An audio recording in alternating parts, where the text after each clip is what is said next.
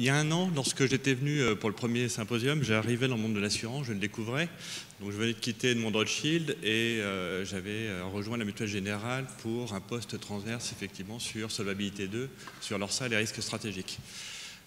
En un an, j'ai découvert le monde de l'assurance et j'ai commencé à l'appréhender.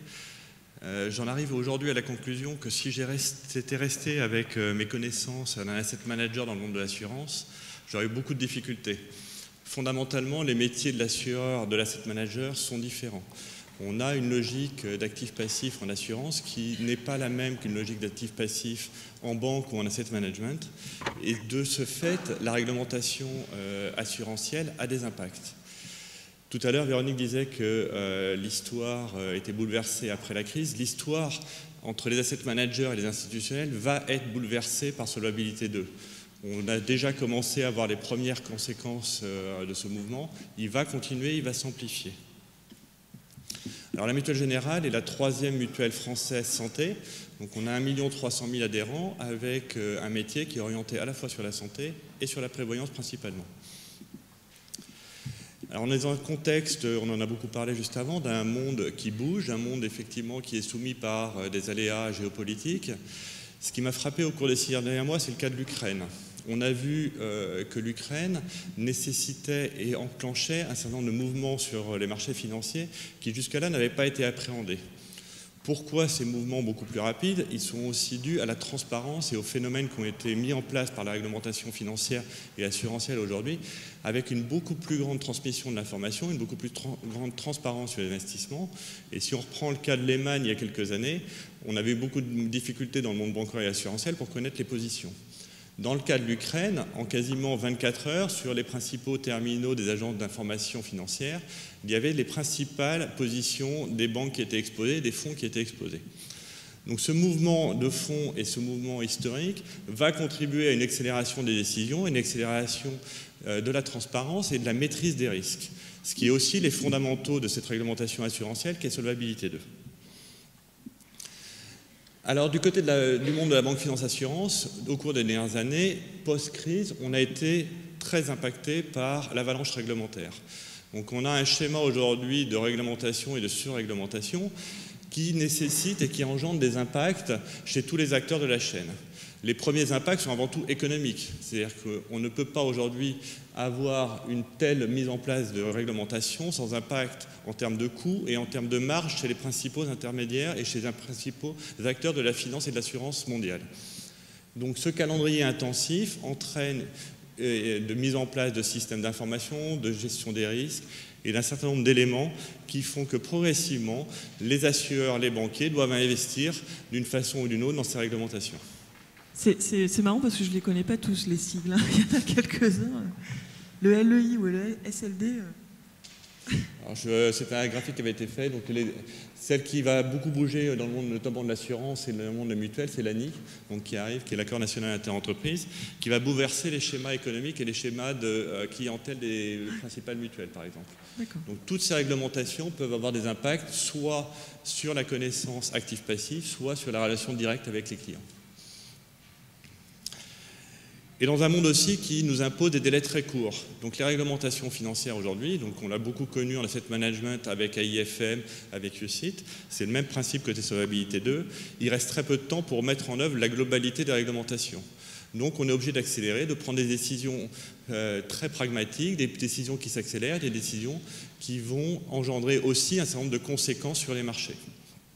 Donc côté Solvabilité 2, on est dans une culture du risque, une culture de la connaissance de l'information et de la transmission de plus en plus intensive des informations, avec pour objectif de passer ce mur réglementaire qui arrive en 2016, avec des productions qui seront sur un calendrier de plus en plus intense.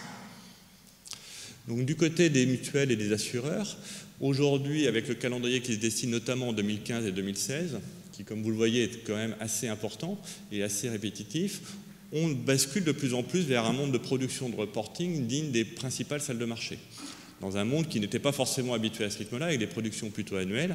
Donc on accélère le rythme, on accélère la mise en place des informations et la réception des informations. Alors vous pouvez me dire, pourquoi j'en parle aujourd'hui devant un public plutôt asset manager? Parce que ça va avoir des conséquences aussi sur nos principaux prestataires, dont les asset managers, Qui dit accélération des rythmes de production et des délais de plus en plus courts pour fournir de l'information au régulateur, dit une remontée de l'information de plus en plus courte et une pression grandissante du côté des principaux intermédiaires que sont les asset managers. Donc pour arriver à tout ça, il faut doter d'instruments, d'outils et de technologies qui permettent de réceptionner, de contrôler les risques et d'arriver à avoir une meilleure vision sur nos principales expositions. Tout ça en restant finalement suffisamment en vie pour pouvoir arriver à générer notre business, donc à pouvoir toujours avoir une solution qui nous permette, au-delà des réglementations, de continuer à faire notre métier. Donc lorsqu'on met en place des réglementations assurantielles et financières, il faut toujours avoir comme principal objectif de continuer à satisfaire le client, continuer à lui assurer une qualité de service suffisante et générer un business suffisant pour l'entité qui permette d'avoir des marges constantes, malgré les coûts de la mise en place des réglementations. Donc nous, côté Mutuelle Générale, on est parti sur un système assez classique de gestion des risques, avec cette notion des 4 fonctions clés qui apparaît dans Solvabilité 2, avec un vrai impact sur la gouvernance, donc une meilleure remontée de l'information de façon constructive et permanente vis-à-vis des dirigeants de chacune des entités. Et puis, toutes ces structures qui sont mises en place, donc l'ORSA, qui est un rapport annuel de production des risques vis-à-vis de l'autorité de tutelle, et un certain nombre de conséquences sur nos prestataires. Donc en termes de suivi des risques, ça entraîne une refonte chez les assureurs du suivi des risques, donc une mise en place de politique des risques, une mise en place de surveillance interne et externe qui sont assez nouvelles dans le monde de l'assurance, notamment sur l'actif. Donc en particulier, si on parle de l'actif, je pense qu'il faut changer sa vision et la façon de voir les choses, parce que si on reste sur un mode de gestion assez classique, comme je vous le disais tout à l'heure, l'histoire est en train de changer, la relation entre les institutionnels et les asset managers change et va être bouleversée par la mise en place de Solvabilité 2. Pourquoi? Parce que la directive demande d'aller de plus en plus vite, donc sur l'image qui est à votre droite, de pouvoir rouler finalement de nuit sur une autoroute à toute vitesse, tout en maintenant les règles de sécurité suffisantes. Donc on nous donne des règles effectivement qu'il faut suivre avec un rythme qui augmente et des problématiques liées notamment aux prestataires externes. Dans le cadre de la directive, notamment de l'article 49 de la directive, qui est assez clair sur la relation entre les assureurs et les principaux prestataires, il est clairement dit que les assureurs, dans tous les cas de figure, conservent la responsabilité de tout ce qu'ils font, soit à l'actif, soit au passif. Donc dès lors qu'ils vont déléguer une prestation, quelle qu'elle soit, ils vont rester responsables et devoir aller la contrôler, à la fois en post-trade, mais également par des due diligence ou par des enquêtes assez régulières vis-à-vis de leurs principaux prestataires. Donc un objet, quand on attaque effectivement Solvabilité 2 chez un assureur, de bâtir une solution pérenne, de mettre des fondamentaux, de mettre des fondations qui nous permettront de récupérer cette information et d'arriver à la gérer. Il faut savoir que Solvabilité 2 est probablement aujourd'hui la plus compliquée et la plus chronophage en termes de nombre d'informations. Donc ce graphique avait été fait par les FAMA et KPMG, montre sur sa dernière ligne que dans le cadre de Solvabilité 2, on demande beaucoup plus d'informations que tout ce qui avait été prévu par les autres réglementations. Donc c'est vraiment beaucoup plus compliqué, ça attaque tous les périmètres de tous les titres, tous les dérivés, de toutes les, finalement, les opérations de marché qui peuvent être faites, avec une énorme transparisation sur les informations qui vont être demandées au travers de l'actif. Donc quand on est une mutuelle ou un assureur, on doit chercher les bons interlocuteurs pour arriver à remonter cette information rapidement. Donc on va s'adresser soit à des market data vendors, soit à des dépositaires, soit à des prestataires divers et variés, soit à des banquiers, parce qu'il ne faut pas oublier qu'il y a toutes les tailles d'organismes chez les assureurs et les mutualistes, dont des plus petits qui aujourd'hui ont encore des relevés qui arrivent de la part de leurs banquiers pour faire leur position titre.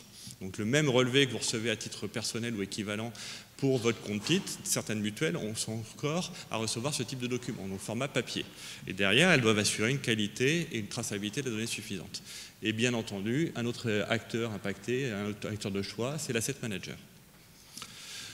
Donc à la Mutuelle Générale, il y a un peu plus d'un an maintenant, donc en novembre 2013, nous avons fait un choc de simplification. Donc nous sommes passés de 60 sociétés de gestion à 3, de 80 fonds ouverts à quasiment 0, et à part les fonds monétaires, et puis de 7 dépositaires à un seul. Alors il y a plusieurs raisons à ce choix qui étaient avant tout pragmatiques, qui étaient avant tout un choix économique, donc de diminuer les frais de gestion, de diminuer donc la part effectivement de gestion auprès des asset managers, tout en augmentant la délégation de gestion, donc en passant tout notre portefeuille chez les asset managers. Donc on a divisé par 4 nos frais de gestion et on a simplifié globalement la réception de nos informations. Mais pourquoi aller jusqu'à 0 fonds ouverts? Pourquoi 0 fonds ouverts? Parce qu'aujourd'hui, comme on va le voir juste après, on a des problématiques de volumétrie sur les fonds ouverts. Donc dans Solvabilité 2, dès lors qu'on a une ligne en portefeuille, on doit récupérer toutes les caractéristiques. Donc quand on a commencé à regarder nos 80 fonds ouverts, ça générait en deuxième niveau à peu près 17 000 lignes, ce qui voulait dire un coût de récupération des données, notamment des caractéristiques, aussi bien auprès des données financières traditionnelles de caractéristiques que des ratings, un coût qui était absolument astronomique. Et donc, en passant sur des solutions de fonds dédiés et de mandats, on a réduit notre exposition à 500 lignes. Donc, en étant avec 500 lignes, aujourd'hui, on est en mesure de contrôler la qualité de l'information, d'avoir une vraie politique des risques et une transparence totale des actifs qu'on peut avoir en portefeuille. Et juste par curiosité, est-ce qu'on peut demander à un asset manager d'un fonds ouvert de vous faire un reporting spécial pour vous en tant que client? Alors le problème de l'asset manager, c'est qu'il a plusieurs contraintes juridiques, l'égalité des porteurs de parts, le market timing. Et en fait, avec les délais de production, on savait dès le départ que, notamment avec la mise à disposition un peu tardive des inventaires, on aurait d'énormes difficultés à récupérer les informations. Donc c'est pour ça qu'on a préféré avoir des fonds dédiés et des mandats où on peut fixer nos propres règles et fixer également nos propres règles de gestion. Puisque dans un monde qui change et dans un monde où il y a de plus en plus de contraintes réglementaires, avec l'égalité des porteurs, l'asset manager ne va pas forcément être en mesure de gérer de la même façon un client institutionnel et un client privé. Donc en prenant des solutions de fonds dédiés et de mandats, on arrive à une gestion sur mesure par rapport à nos propres problématiques. Donc de la même façon, on a simplifié donc, Donc de la même façon, on a simplifié nos relations pour éviter ces problématiques de transparisation. Si on prend le cas d'un fonds ouvert traditionnel, notamment qui est illustré un peu sur la droite avec cette grille de décision, si on veut descendre de plus en plus finement, ça va nous coûter très cher. Les niveaux de transparisation sont très élevés. Donc la seule solution, c'est de limiter cette transparisation, donc d'appliquer les principes de proportionnalité et d'éviter les problématiques juridiques qui sont attachées aux asset managers. Et puis également d'éviter les problématiques de propriété de la donnée, notamment des 3 agences qui aujourd'hui, dans le cadre de Solvabilité 2, ont une obligation et un devoir finalement de transférer l'information, et côté assureur, on a l'obligation de les comparer. Donc ça nous coûte très cher. Donc si on n'agit pas, notamment auprès de la communauté européenne, pour limiter l'impact financier de cette réglementation, ça peut nous coûter très cher. Donc, notamment sur les ratings, il y a des grandes discussions toujours en cours pour savoir ce qui va se passer dans le cadre de Solvabilité 2, avec des règles qu'on devrait avoir entre la fin de l'année et le mois de mars. Juste pour bien comprendre, ça veut dire que les informations que vous obtenez des agences de notation, vous ne pouvez pas les réutiliser, c'est ça? Ou c'est les asset managers, en fait, excusez-moi, qui ne peuvent pas nous transférer les informations puisqu'ils ont des problématiques juridiques avec des contrats qui interdisent la redistribution de la donnée. Et c'est nouveau, ça, ou ça a toujours été comme ça? Ça a toujours été le cas. C'est pas une nouveauté. Après, il y avait plutôt une information macro qui était transférée par les asset managers, donc qui ne posait pas de problème juridique, puisqu'il y avait un travail de l'asset manager pour arriver à une situation macro. Avec Solvabilité 2, on a besoin d'avoir du ligne à ligne, donc d'avoir connaissance micro des investissements, ce qui implique du coup d'avoir des caractéristiques, donc d'avoir beaucoup plus de détails au niveau des informations, et notamment au niveau des ratings. Donc ce qui était possible avant de façon macro n'est plus possible au niveau micro. D'accord, merci. Donc l'asset manager aujourd'hui est confronté à toutes les réglementations de ses clients avec un certain nombre de marges qui diminuent, avec des négociations assez fortes enclenchées par les institutionnels et avec des coûts qui augmentent très vite puisque les réglementations ont aussi un impact en termes de coûts et de suivi en interne des problématiques liées à tout ça. Quand on est côté assureur, on peut également bénéficier des réglementations des asset managers, notamment d'AIFM, puisque AIFM entraîne un certain nombre d'avantages pour le client en matière de sécurité, en matière de transparence, qui font que lorsqu'on est institutionnel, on peut bénéficier aussi des réglementations propres à l'asset management et sur les obligations des asset managers. Et puis, je pense que la grande nouveauté, c'est qu'on passe d'une gestion de conviction à une gestion sous contrainte réglementaire. Un gérant qui, avant, gérait finalement selon ses propres règles, selon ses propres estimations et ses analyses, va être aujourd'hui confronté à devoir prendre des décisions, non seulement en fonction de ses propres convictions, mais également des contraintes de son client. Ce qui est assez nouveau dans la chaîne de valeur et dans la chaîne de décision entre asset manager et institutionnel. Mais ça veut dire qu'un gérant actif n'aura plus de... Enfin, s'il a une conviction sur une valeur, il doit vous demander l'autorisation ou peut-être... En fonction effectivement des délégations qu'on va lui donner et des possibilités qu'on va lui donner, par exemple sur l'obligataire, on va lui demander de faire des études beaucoup plus poussées sur les émetteurs, sur le titre, avant la prise de décision, et de vérifier que dans des contraintes réglementaires, notamment en pré-trade, la ligne va pouvoir s'intégrer dans notre portefeuille en respectant toujours des objectifs de SCR et des objectifs de vérification par rapport au capital disponible. Donc oui, ça a un impact. Donc il va toujours pouvoir choisir et nous proposer des titres, mais en fonction de la situation de l'institutionnel, il va y avoir des décisions qui peuvent être divergentes, et ce qui entraîne aussi une gestion qui va probablement diverger des gestions benchmarkées comme on a pu le connaître jusqu'à présent. Et ça veut dire que pour les asset managers, je ne sais pas si on prend des gérants stars, genre Carmignac ou chez DNCA, je crois que c'est Charles Mériot, enfin des noms qu'on connaît un peu comme ça, ils ne pourront pas travailler pour vous. Enfin, ils vont pouvoir travailler avec des contraintes réglementaires. Donc, c'est des contraintes un peu différentes. Ils vont être très frustrés. Voilà, donc ils vont pouvoir investir en fonction d'une répartition de contrepartie, d'une surveillance d'un certain nombre de points qui sont des répartitions qui sont fixées par le régulateur. Nous, c'est vrai qu'institutionnel, on est soumis à notre réglementation. Et donc, derrière, le gérant doit également prendre ses décisions en fonction des contraintes propres de son client. Mais il va s'adapter. Je n'ai aucun doute sur le fait que DNCA et Carmignac s'adaptent à ces nouveaux environnements et délivrent toujours des performances exceptionnelles. D'accord. Et vous pensez, par contre, ça peut... Oui, parce que justement, sur les performances, finalement, vous faites un balancement entre votre contrainte en capital et puis les espoirs de rendement que vous avez sur vos fonds. Comment on arrive à faire le balancement entre les deux, l'équilibre? C'est compliqué, non? Parce que quelque part, vous renoncez finalement à la performance. On ne renonce pas à la performance, on la met sous contrainte d'un certain nombre de critères, et donc on ne cherche pas à renoncer à la performance, on cherche à la trouver de façon un peu différente, donc de la trouver selon nos propres contraintes internes, nos propres allocations actifs-passifs. Laurent de Gianni, la semaine dernière pour la conférence des Échos, l'expliquait aussi très bien quand on est investisseur institutionnel, c'est qu'aujourd'hui la prise de décision doit aussi se faire sur des critères de duration. Et le problématique des actions notamment, c'est qu'elles n'ont pas de duration. Donc lorsqu'on se retrouve avec un passif qui a de la duration longue, on a aussi des difficultés aujourd'hui à traiter cette classe d'actifs. On espère qu'à un moment donné, les régulateurs aussi vont prendre conscience de ces problématiques-là et les rendre plus opérationnelles par rapport à des situations propres aux assureurs, et donc de faire évoluer aussi peut-être les règles ultérieurement. D'accord, très bien. Merci Alban. Donc aujourd'hui, au niveau de la transmission des informations entre les asset managers et les institutionnels, il y a beaucoup de choses qui ont bougé au cours des dernières années, notamment au niveau des SCR et du club Ampère, donc avec fourniture d'un format qui a été agréé par IMA, FG et BVI, donc un format qui est de plus en plus international, qui règle la problématique du dictionnaire, donc la définition des champs nécessaires au calcul des SCR sur solvabilité 2.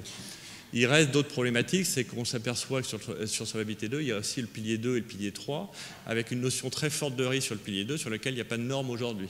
Et sur le pilier 3, avec des normes XBRL qui ne sont pas applicables aux asset managers, mais qui sont impératives pour les assureurs. Donc quelques divergences, quelques probablement réglages à trouver dans les prochaines années pour optimiser la chaîne de transmission d'informations. Donc on voit aussi que, pour revenir sur XBRL, donc, qui est le format adopté notamment par l'ESMA et le BA, sur un schéma qui a été fait par la Banque de France, il y a encore aujourd'hui des points d'amélioration, notamment tout ce qui est transmis à l'AMF et qui part des sociétés de gestion. Donc chez les régulateurs, on a aussi un manque et un besoin d'homogénéisation des réglementations pour arriver à produire dans tous les endroits des formats et des reportings selon les mêmes normes d'information. Donc ça devrait bouger, on espère, pour arriver à avoir un langage à peu près commun. Donc pour conclure, ce qui est important dans la réglementation et la vraie nouveauté de solvabilité 2, c'est le finalement toutes ces communications qui grandissent de plus en plus, à la fois en interne dans les différentes sociétés d'assurance et mutuelles, avec des barrières qui tombent de communication entre l'actif, la gestion, les actuaires sur le passif, les gestions des risques qui arrivent, et puis de plus en plus de coordination et de discussion entre les différents acteurs de marché et dans toutes les entreprises entre elles. Donc il y a un certain nombre de groupes de place qui travaillent de façon très active sur ces réglementations. Et puis également, comme on le disait tout à l'heure, les réseaux sociaux sur lesquels il y a de plus en plus de discussions qui permettent de discuter entre experts et d'avoir des informations les plus à jour possibles. Aujourd'hui, par exemple, sur Twitter, sur Solvabilité 2, on a énormément d'informations qui circulent et qui permettent d'avoir et de communiquer un peu différemment et d'avoir de l'information en avant-première qu'on n'avait pas forcément avant. Il y a aussi un MOOC qui a été lancé par l'Éducation nationale, qui est gratuit, sur les régulations financières, et je vous incite à aller suivre, qui traite de toutes les régulations financières et qui a été organisé donc, par l'Éducation nationale sur sa plateforme numérique. C'est celui-ci, vous aviez 3... Donc il y a plus de 3000 inscrits, ce qui a été une énorme surprise. Enfin, la prévision était plutôt sur 1000. Et donc il y a 3000 personnes qui aujourd'hui suivent toutes les semaines ce MOOC organisé par France Université Numérique. D'accord, donc c'est pour ceux qui veulent faire un petit update sur toutes ces problématiques. Très bien, merci beaucoup. Merci. Alban ?